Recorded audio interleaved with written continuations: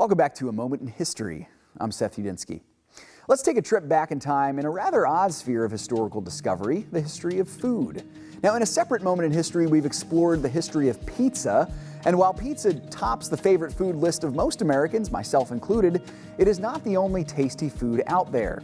In the U.S. and across the world, there is a food that in some ways is eaten for all three meals and enjoyed by all ages. It comes in various forms, but is known by a universal name, a name which comes from a fascinating historical backstory, the sandwich. Throughout history, there has consistently been a food group with bread and either cheese or meat on it, the forerunner of the sandwich. For example, in the early Middle Ages, the forerunner of this meal was a dish of meat or cheese on top of bread that would actually often not be eaten by the aristocracy, but rather be given to animals or to the serfs.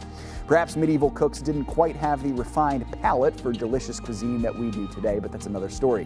Historians are uncertain as to how true the invention of the sandwich is, but there is substantial evidence for the following story. In the early 18th century in England, there was a nobleman by the name of John Montagu. Now, Montagu was the earl of a small town called Sandwich in the southeastern coast, just off the narrow point of the English Channel. According to the story, the Earl of Sandwich was playing a friendly game of cards with some fellow nobles when he asked for a rather specific bite to eat, a slab of meat stuck between two pieces of bread.